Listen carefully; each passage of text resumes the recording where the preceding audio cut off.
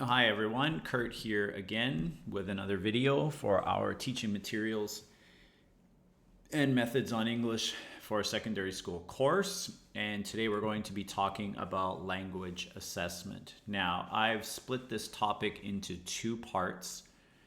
For this video and this week, we are going to be looking at mostly definitions of certain principles and terms that you need to know for language assessment.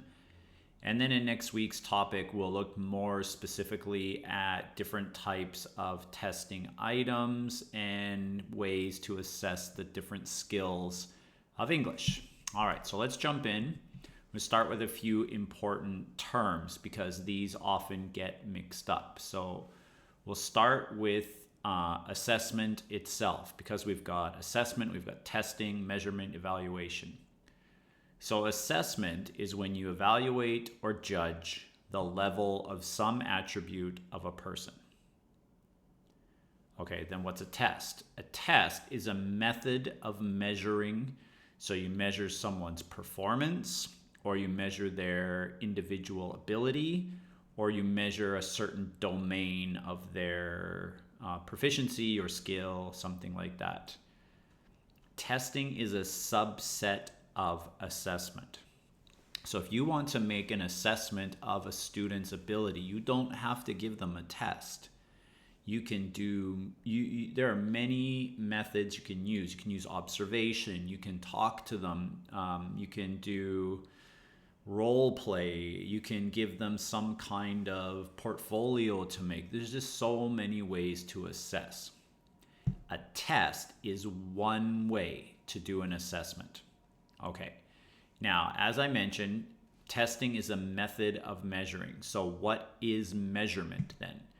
Measurement is when you quantify the performance of the learner. So, you have to give it some type of score or some type of grade. Now, there are two types that we can look at. And when we do research, we call it two types of data. But here, we can do qualitative assessment or we can do quantitative. Quantitative assessment is when you actually use numbers. So, what is their score out of 100, out of 20? Qualitative would be an assessment done without using numbers. So, maybe like a written description of their strengths and weaknesses or something like that. Okay, and then we have evaluation. So, evaluation happens when you give value to a performance that includes a consequence. So at the very end of the semester, you've done all your assessment, you've given all your tests, you've measured their skills, and they all have numbers. And you put all those numbers together and you make some kind of final consequence like pass or fail the course. So at university, you're very well aware of this. If you get lower than 60%, you fail. And that's the evaluation. Okay. Now, if we look at the interrelationship among these terms, we can look at it like this. So if you look at the big circle here, we have teaching. Okay, so teaching is by far the biggest circle, right? Obviously, testing and assessment and measurement, they are all parts of teaching. Okay, now while we're teaching, a lot of the time we are assessing our students. Every time you ask them a question, you are assessing them. Every time you give them a test, you are assessing them. Okay, but we know that sometimes when we give our assessments, we need to have measurement, right? And what's one way to do the measurement is to give them a test. All of these are interconnected and it's not linear. It's not task measurement. It's not like that. These are all happening all the time. And all four of them connected together lead to our evaluation. So it's important to have this in your mind that tests are not to be the big circle of the course, right? It's all about teaching. As I teach, I need to know how effective my instruction is. So I assess my students. Maybe it's a formal test, formal assessment. Maybe it's informal. Maybe it's a test. Maybe it's something else.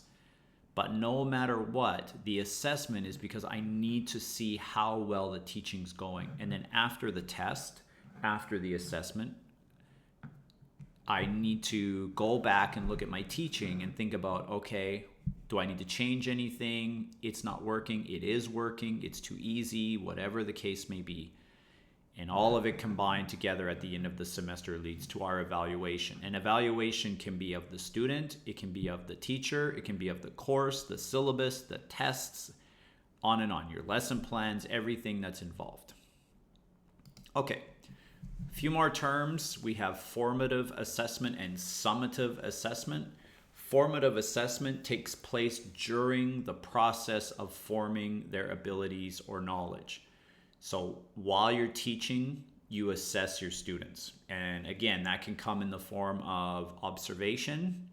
So while you're teaching, you're watching and see, do they really understand? Or when you tell them, okay, here's your task, okay, go. Do they really go, or do they look confused? It can also come through Q&A, and it can also come through certain types of tests, where maybe I gave my students a reading assignment and I want to know whether they can understand it, so I give them a pop quiz the next class. I don't really care about the score. I care more about their learning, and so that could also be considered formative. Now, summative assessment measures what they've learned up to a certain point. So from the beginning until the end, or, an entire unit, half a semester, a full semester, a full year. So the main difference then is formative assessment happens while they're learning. Summative assessment happens at the end of the learning, and you want to summarize or sum up what they have learned. So summative assessment, these are your unit tests, your midterms, your final exams, and so on. Okay, then we also have informal and formal assessment. So informal assessment is when you assess your students without making any kind of conclusions, and it's non-judgmental, which means all you're trying to do is assess whether they are really learning the material or not. Formal assessment is an actual appraisal of their achievement. They're purposefully designed to assess their skills or knowledge, and typically these are some kind of test or some kind of non-traditional test that still is going to give the students kind of a summative or overall grade on what they've done. So you are judging whether they have achieved or not what they are supposed to. Okay, now let's get into the main principles of language assessment. Now, since this is your first time to deal with these, we're going to talk about them very simply. When you're a senior, if you take the course in testing, we will go much deeper into these principles. But for now, it's just mostly important for your own classroom learning what they are and why they're important. And next week, we're going to look at some specific test items, and we're going to evaluate these 5. Okay, so the first one is practicality, and then we have reliability, validity, authenticity, and washback. And they're very important for a communicative-based classroom. Okay, so practicality. This refers to the logistical, down-to-earth, administrative issues involved in making, giving, and scoring an assessment instrument. Okay, so what does that mean? Well, a practical test will meet the approved budget. Your school will give you a budget, maybe how much paper you can use, things like that. Typically, a classroom teacher doesn't need to worry about this too much. This is more important for those big standardized tests like GEPT, TOEFL, TOEIC. Okay, but they allow the test taker enough time to successfully complete the test. The directions for administering the test are clear. You're going to see this word administer and administration throughout the topic here today. It means giving the test. You're administering the test to the students. So this one doesn't mean for the person taking the test. It means the test giver. Do you understand clearly how to give the test to the students? It uses the allotted resources and no more, and it considers the time and effort to design and score. Now, this one's bolded because as a teacher, this is the one you're going to care about the most. How much time does it take you to actually make the test, and how much time is it going to take you to check the items? So if you think about most of the tests you've taken in high school, junior high school, probably a lot of them are multiple choice, fill in the blank, and other such tests like that. And why is because they're very easy for the teacher to check. And usually they will get their test items from somewhere, so they don't have to design them themselves. And that will save them a lot of time. Now, there's a lot of not so good things about this idea of just using other people's test items, but we'll deal with that in the future. So for now, practical, we really are worried about time and effort to design and score, and also for the students themselves. Do they have enough time to successfully complete the test? Okay, next one is reliability. So reliability very simply means the same test given to the same or similar students should produce the same or similar results. If I give my test every year, the same test to the same level of students, the average score or the range of scores should be almost the same. If I give the same test to very similar students and the scores are very different, then my test is not reliable.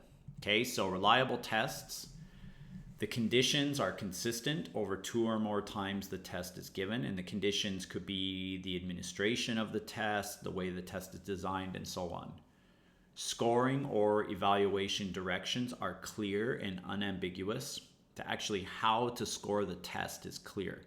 The rubrics for scoring are uniform. The rubrics can be consistently used by the scorer, and the items and tasks are unambiguous for the test taker.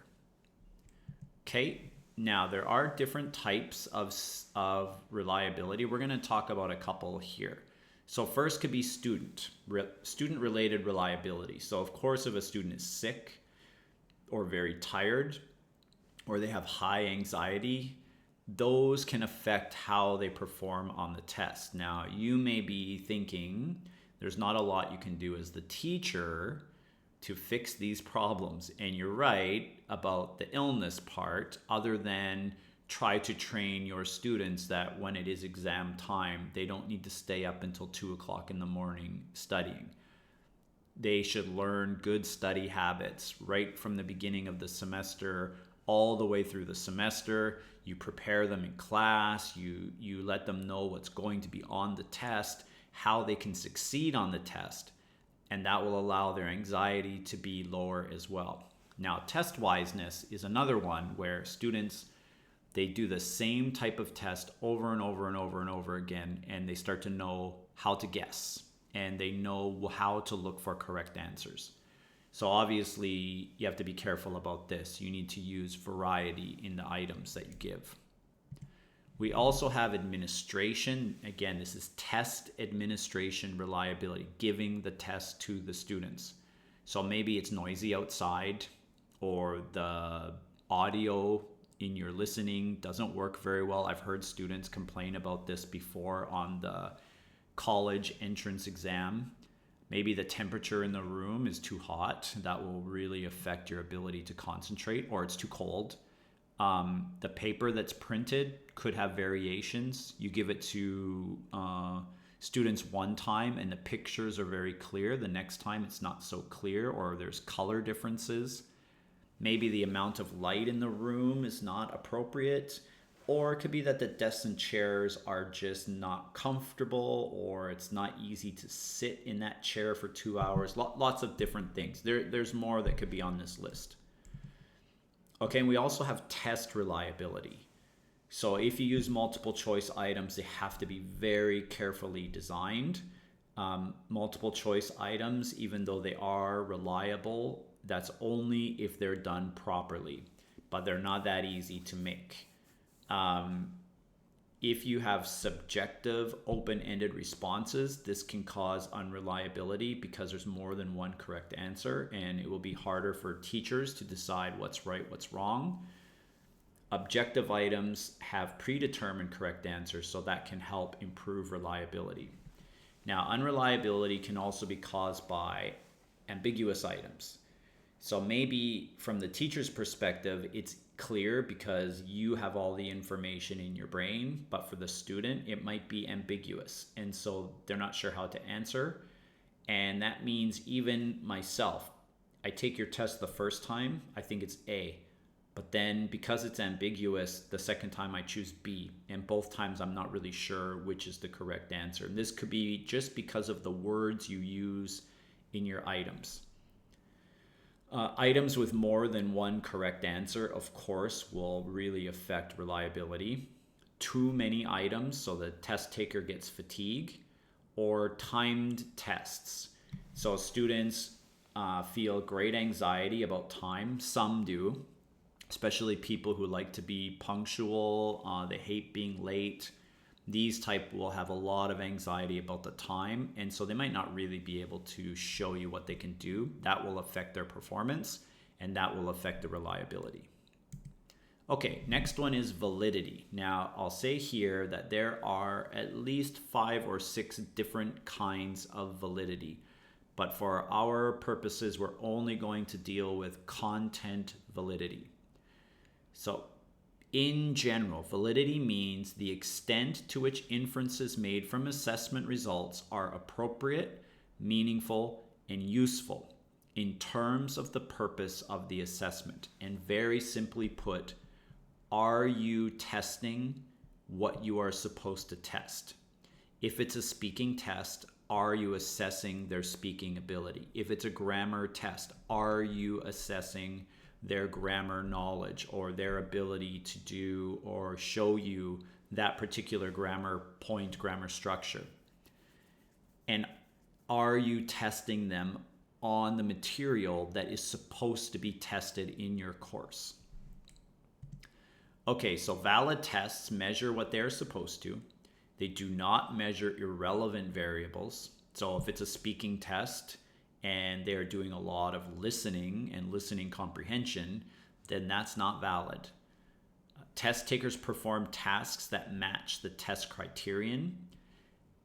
They give us meaningful and valuable information about a test taker's ability. This is so important. I want to know your ability in writing, and so the test I give you has to tell me what kind of writer you are.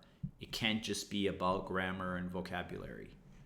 The test samples the material that conclusions will be made from, and the testing performance directly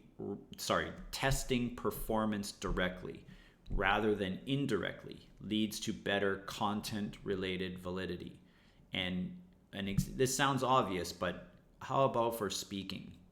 If you think about your own experience in classes, do many teachers actually ask you to speak for a speaking type test or for an English proficiency test? And a lot of times they don't, but they still test your speaking ability indirectly by giving you multiple choice items that say they show a conversation, and then maybe in the item they ask you, okay, so person A said this, how will person B respond? And you have to choose the correct response. This is an indirect way to test your speaking ability, but it's not very effective because it's not actually measuring your own performance.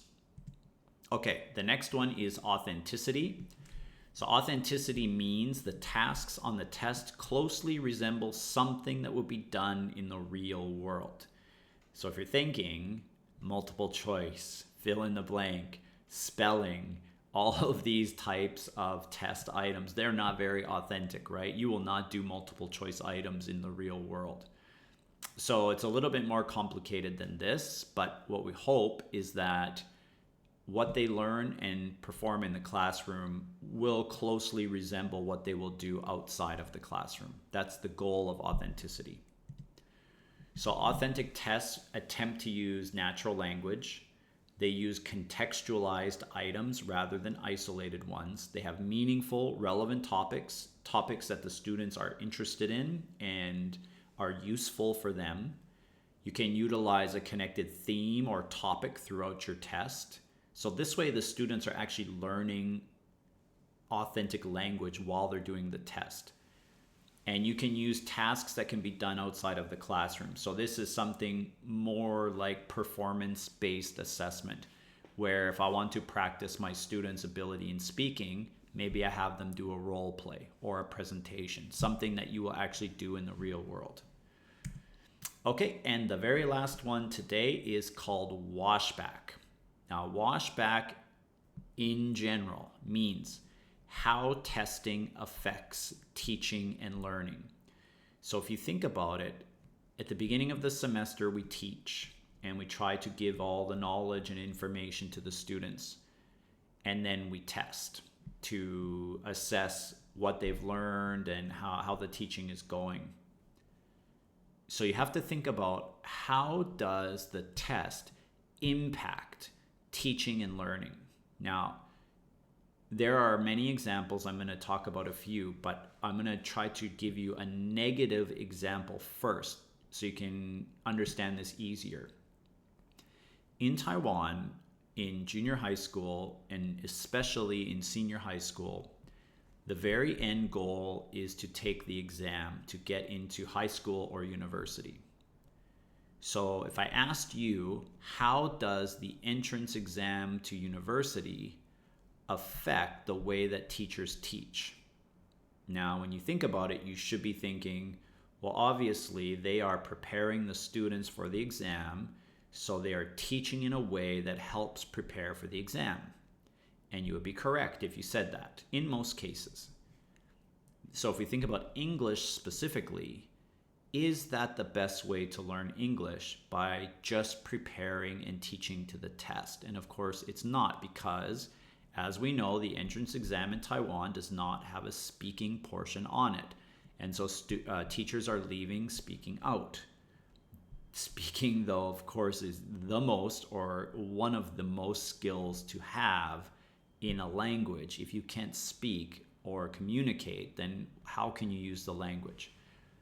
So this is an example of negative washback. But what we're concerned about is positive washback. So how can we use the testing process to help the students and also help the teachers? Okay, so beneficial washback is when teachers are positively influenced on how and what they teach. Students are positively influenced on how and what they learn. So you think about it, maybe if the class is more authentic and students are learning how to use language, maybe the exam at the end of the semester is performance-based, and students know that they have to, do some kind of task or activity in which they will use language that they have to use outside of the classroom. So you'll practice that in class before the exam, and students will learn how to use language. This is an example. Okay, but there's other things too. Students are able to adequately prepare. The feedback that students get from the testing process improves their learning. So this is why formative assessment and informal assessment is so important, because when you get a score at the end of the exam or the end of the semester, that score doesn't tell you very much. But the feedback that teachers give students, that's very beneficial. Okay, so as I mentioned here, it's more formative than summative, and beneficial washback allows students to show their best performance. So if I'm able to adequately prepare and I get some kind of really helpful feedback, it doesn't mean I did a good job. It means I get helpful feedback. I'm able to view this entire process as something that's helping me, something that will benefit me in the future for my own learning. Okay, here's some notes on washback. So always, students' mistakes should be used for learning opportunities. Mistakes should be encouraged. I've said that a lot. But they should see their mistakes for learning opportunities. Their successes should be praised. Teachers should offer strategies for how to succeed. And washback, good beneficial washback, it promotes intrinsic motivation, autonomy, self-confidence, language ego, interlanguage, strategic investment, among others. All of these very important terms that we like to use in learning. And the final note here is give students specific feedback on many items. Never be general and vague with your feedback on a test. Don't say needs improvement. This is weak, if you can, because if they see that it's weak, they might not know why it's weak. So you need to be specific. What part? And one thing I like to do is ask questions. Get the students to think about it on their own and see if they can come up with the answer. Okay, that's it for part 1. Thank you all for your attention and for being so awesome. I'll see you next time. Bye-bye.